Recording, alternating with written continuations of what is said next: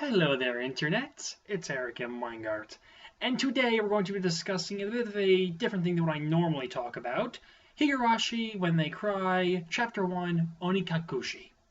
I think that's how it's pronounced, but who knows, I can't speak Japanese. Let me say a few things off the bat. 1, this is a horror game, so if you don't like that kind of stuff, well, then you probably shouldn't play it anyways and just watch at your own discretion. 2, if you like this kind of thing, please play the game first and don't watch this unless you don't give a shit. But really, I mean, you got to experience this game for yourself if you really want to see what I'm talking about here. And so if that's the case, then pause this video, play the game. It's about 9 hours long, I think, and then come back. Oh, wait. Okay, time's up. Just let's move on now. The story takes place in the fictional rural town of Hinamizawa. Our main character is a boy named Keiichi Maebara who recently moved there about a month ago at the time this game starts. And he's just adapting to life there with his 4 new friends: Satoko, the trap master; Mion, the gadfly leader of this club where they play games and stuff; Rena, the girl who loves cute things; and Rika, who really does almost nothing in the story aside from pat people on the head to mock them. However, after finding out about a murder that happened on a dam construction site about 5 years ago, Keiichi ends up starting to go into a slow descent into madness and paranoia, and starts to suspect his friends are trying to kill him, and the town is not really as accepting and happy as it seems, because of a deity known as Oyashiro-sama, who apparently does not want you leaving the town, and doesn't want you staying there if you're an outsider, so really it's a lose-lose.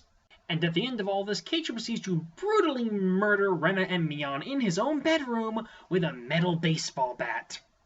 And while it doesn't show it explicitly because this is a visual novel, it is still pretty gruesome to read with these constant thwacking sound effects that they keep on playing over and over again with the creepy as hell lack of music.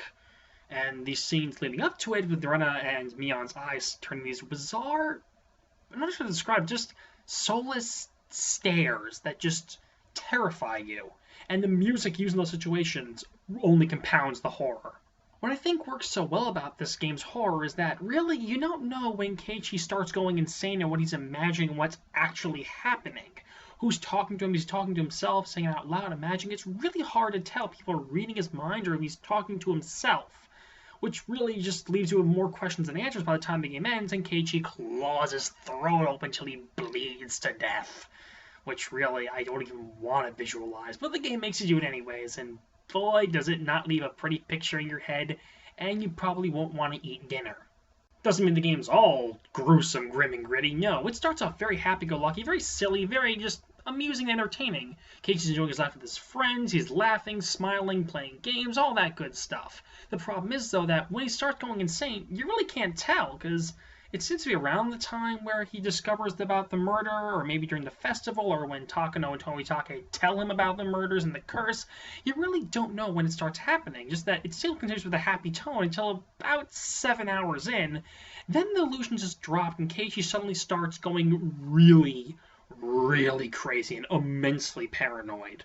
And then it hits you with just the sheer terror he's going through, and you feel that terror and pain. It really is that efficient at being scary. And to compound the efficiency of this game's storytelling, we have the music and graphics. Now, of course, the graphics are nothing really too special. If you go with the classic ones, these big, goofy Powerpuff hands with, like, stubby fingers, it doesn't really look very scary. The new Steam graphics, however, look phenomenal. Very well drawn and very good at portraying those soulless stares.